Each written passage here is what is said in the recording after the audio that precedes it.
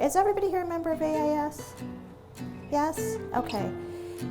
Because it is such a wonderful organization, and like Deb said, I'm a member of several. I just became a signature member of the Society of Animal Artists. And so I don't have much experience with them, but I will. But they're all different.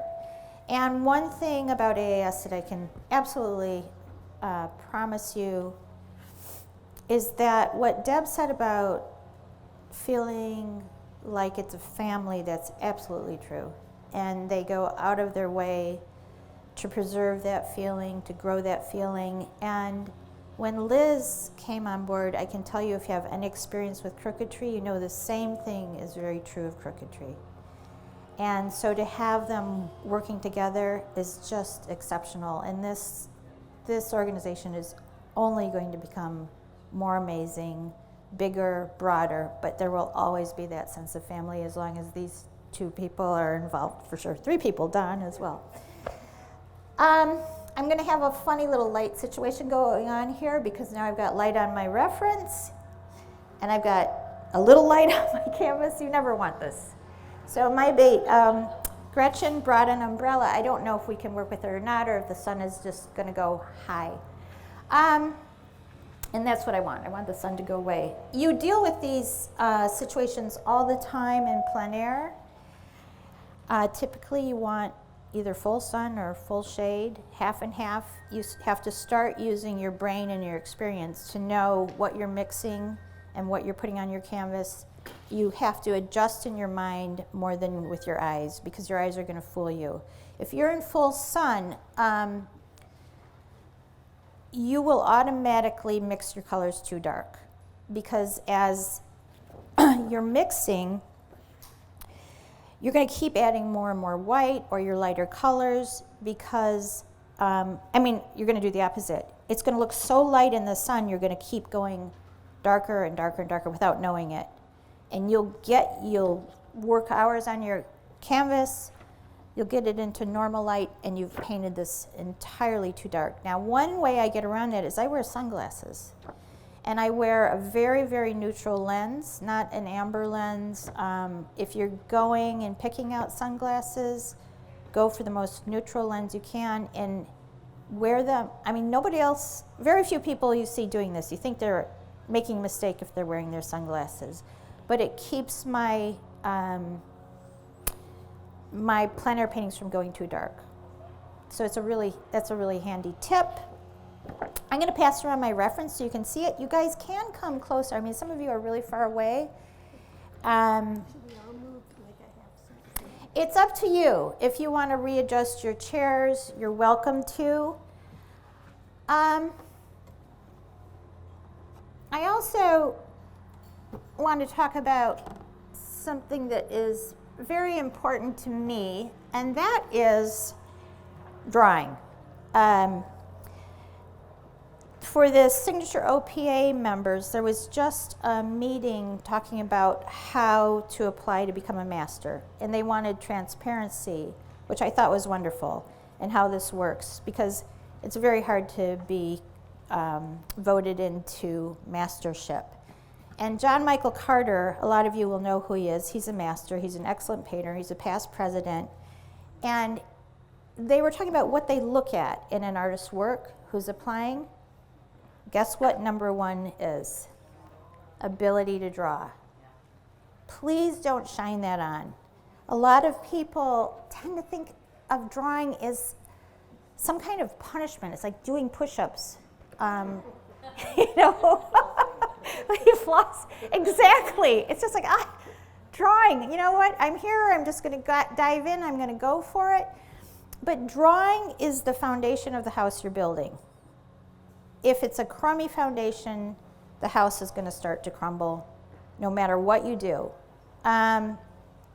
Think of that as your foundation, your anchor. The other foundation and the structure is your design. So I tend not to harp on much, but I do harp on those 2 things, the 2 Ds, drawing and design. They're just the absolute most fundamental thing that you need to work out before you start slapping paint down. because otherwise the ship is starting to take on water and you can't bail fast enough. So I don't always start with such such a complete drawing, but this was complicated enough that I didn't want to get in and say, oh, the horse's head is too small, oh, his behind is too big. And I've had that happen. I've had it happen on really big paintings where it took me 2 weeks to see that that's what was wrong. That's what was bugging me. And it could be 1/8 of an inch, but our brains are so good at perceiving relationships that I'm not the only one that would see it. Or I'm going to be so paranoid that I have this little hidden secret that somebody's not going to say, oh, the head's a little bit too small, but they're going to see something's off about this. Now the rest is a lot of expression and your style, but those two things, everybody needs to think about that as their fundamental necessity, even in abstract. So I did this drawing. I did it from my reference. This composition and design is something that I'm always attracted to, which is structure. A lot of vertical, a lot of horizontal, but with some curves. Otherwise, it becomes boring. And when I draw, because I do love to draw, it's an absolute treat for me. I could take a year off painting and just draw and be happy. One of the things you learn is you learn your innate style. Your inherent style comes through in your drawing. Do you see how everybody draws differently? Right? No two people draw alike. This is the style you're going to build on. How you draw is very much how you paint. So when you're drawing, the beautiful thing about it, it's like a piano player. You have all this ability to vary your line, the weight of your line. You have so many different tools. Look how wonderful this thing is that we have. This is what comes out in your drawing, all of this. And then you take it further into your painting. There's a lot of grace that comes through your arms and your hands and your wrists and your fingers, and it's all coming through here. You know, the Asians would call it chi. And that's what drawing is, a beautiful way to funnel your chi into reality. So this is where I start. This was done initially in pencil, and then it was gone over with a Tombow marker, which will not move when you put oil on it. I worked from photos for so long that now with computers, they're nice, but I actually love being able to do this. Get paint all over them, put them over here, put them here, and if you've worked with them for long enough, they're just a little bit of they're a map, but they're not everything. Same with the drawing. It's a map, but where you go with it is up to you. It's just giving you the lay of the land. So I also, it's good to blow up stuff because they're low quality. So you get a little more information. So a little bit about my color, about my palette. I use far less cools than I do warms. I find that you can get a lot out of a few cool colors. Same with your warms, but there's transparency issues. Our cadmiums are very, very opaque, as many of you know. So I don't want all opaque warms. Alizarin is reasonably transparent. It's a really excellent dark, cool red to have on your palette. And I use a transparent orange, which is wonderful. It's great for glazing. It's great for keeping your warms transparent as well. And something that's really, really nice to learn is to modulate transparency with opacity. And you'll get an interesting juxtaposition of depth, light and shadow. It's adding another dimension rather than everything just being opaque. So if you haven't played with transparency, if you haven't thought of that as another tool, try to think about that. So I've got Prussian blue That's a very transparent blue. I've got asphaltum. That's a transparent, warm brown. And those get mixed up to make my darkest darks. And keeping your darks transparent is a lovely thing to do, because dark is a form of light. It's an absence of light, but it's still transparent. Light is transparent, right? Now we use white quite thickly as we build toward the light, because replicating real light, your lightest light in nature, is almost impossible on a canvas. Have you ever, like, that cloud is so light and I'm adding all this white and I still can't get it that light because it's not light, it's an opaque substance. That's pure radiant light out there. So your lightest light is all, getting the sense of light is going to all come down to the relativity of your colors and how they work together. So you might have to push something darker to get that light to pop.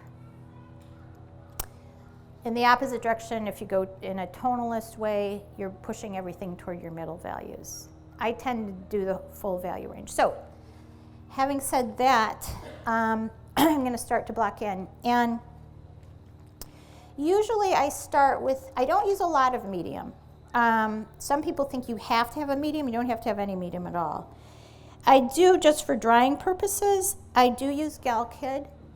And I start with just a really, really light coat. It will help your colors set up. And if you guys have seen my work, you know I don't do things in a day. I do things over a period of time. I work back in. And that's how I get a sense of light, is modulating colors layer after layer. Now, I went with this pink. Now, I wouldn't always do that, but I went with this pink because I wanted a bit of a warm glow on this piece, and that's one thing that will automatically give you. You're also not fighting against white. When you undertone, you know, if you don't, here's a good example. I don't know how many of you saw my painting of the governor's mansion yesterday, and then my painting of the dock. So the governor's mansion was just an old piece that I had rubbed out, and it was very dark underneath. The horses on the dock was on white. And if you think back, the horses on the dock were much brighter, much more vibrant, and it's because I didn't undertone it. It really makes a difference. So try not to get, I mean, this works for some people. Some people do the same thing every time. But that doesn't work for my brain. I want to know, here's the question. Is that going to help? Is that going to hurt? What do I want out of this? What's my intention? So always keep those in mind, because we have so many choices, and those they're there to help us. But make them with real intention, not just sort of this haphazard, I feel like, so I'm just going to do that. Okay, so let me quickly show you how I begin.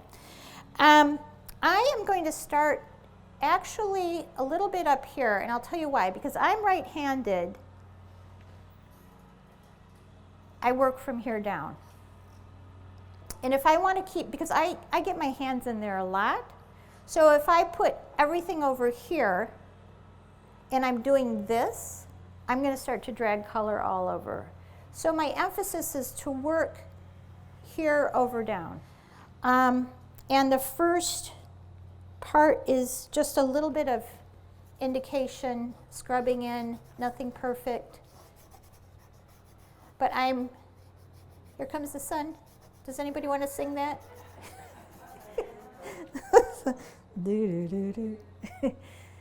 I keep it reasonably thin. And this panel, as you asked, Barb, is from a defunct company called Signature. It's oil on linen. I always work with linen. Cotton is, I've worked with cotton kind of recently, and it was just the most punishing experience.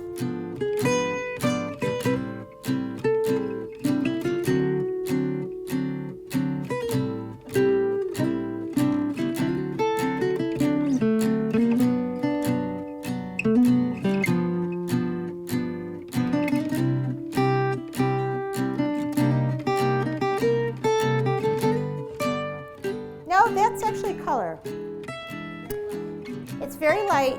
This is, and I'm gonna, what I do is I go over and I go over and I go over.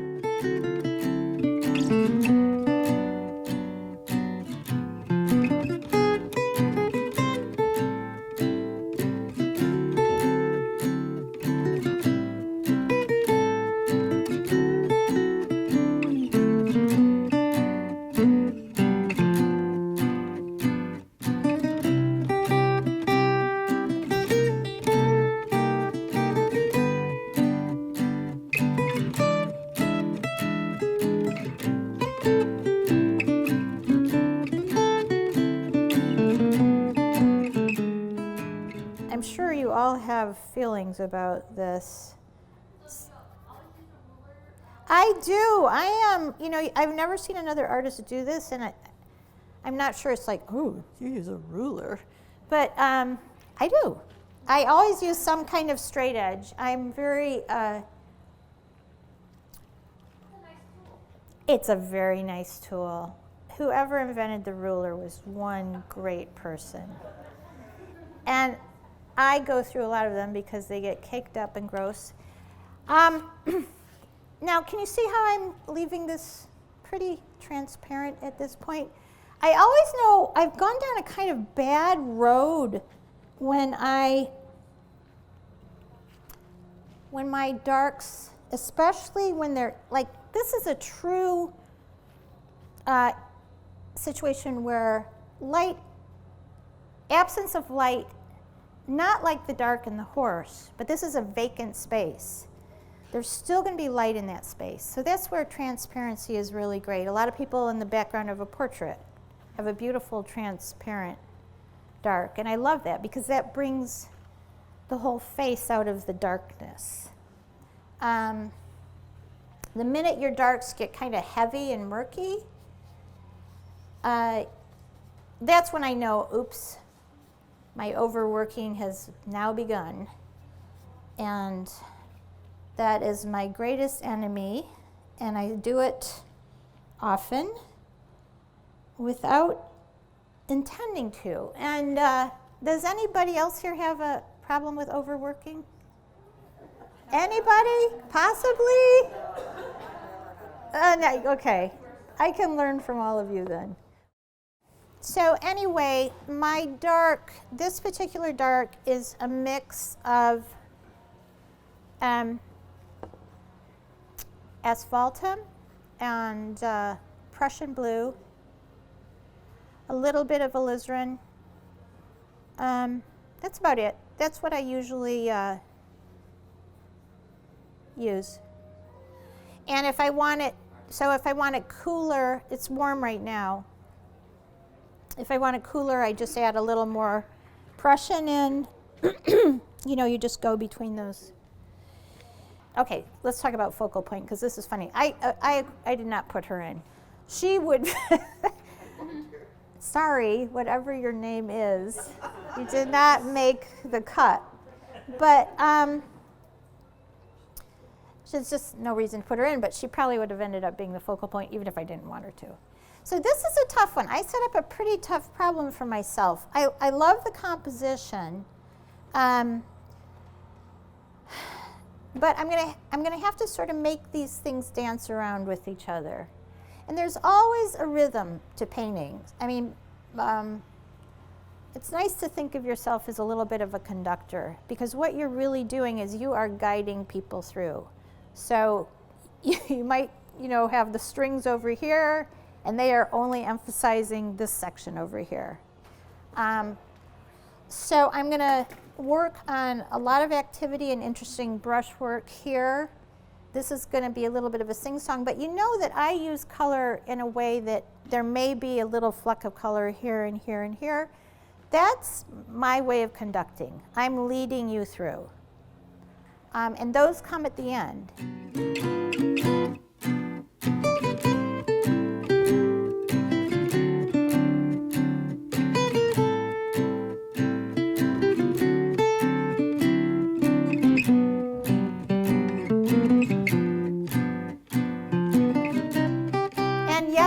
Actually, paint brand is, I mean, it's kind of nice if you can find your paint brand and like it, because every time you get a different ultramarine blue by a different company, it throws everything into a kind of whole new territory.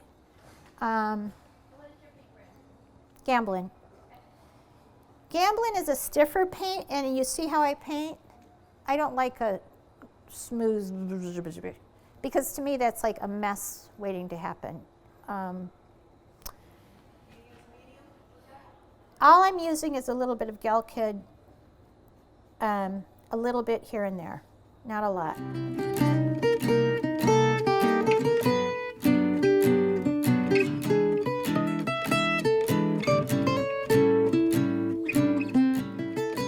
So on the horses, I'm going to start with my darkest areas first.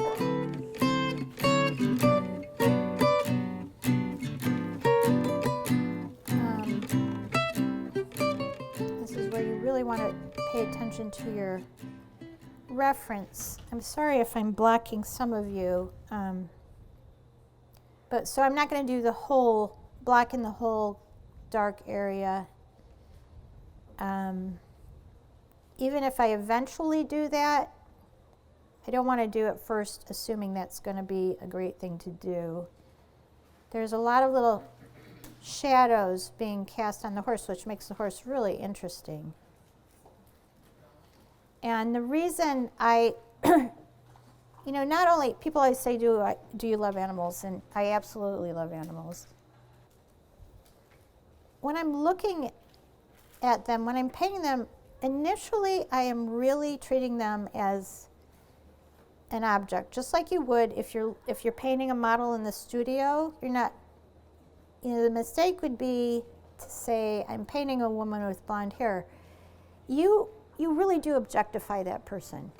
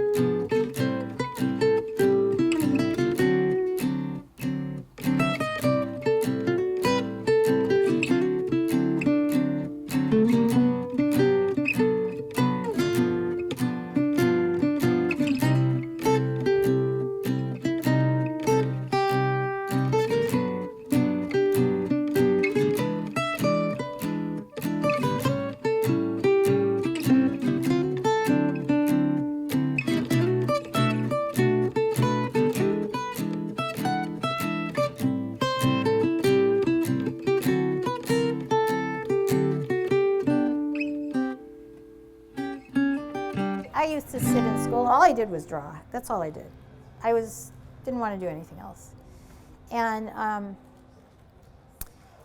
so then you go right into college, or in my case, art school, and you have more people telling you what to do.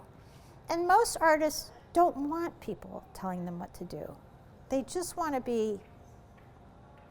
figure it out. They just want some time to play. And so I left after 2.5 years and I went to Italy, and that was the most important lesson of my life, is that I had it within me. I didn't need anybody to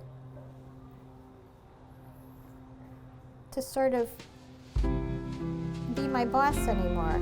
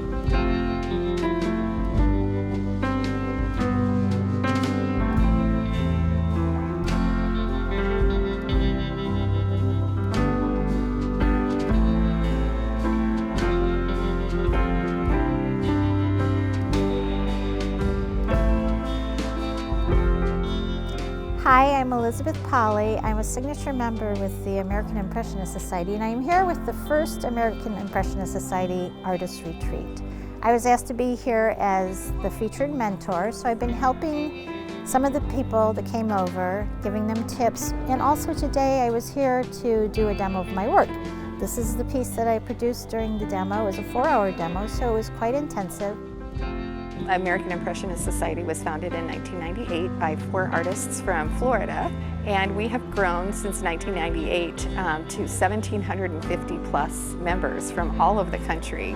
And it's just been such a wonderful outlet for our members, and we offer 2 exhibitions a year in galleries. We are doing our very first online show this year, and now we're going to start doing these annual artist retreats because we did a survey of our members, and those were things that our members asked for. So you can go to our website, AmericanImpressionistsociety.org, and all of our events are listed there, and we welcome you to join us as a member. Hope to see you at one of our events sometime.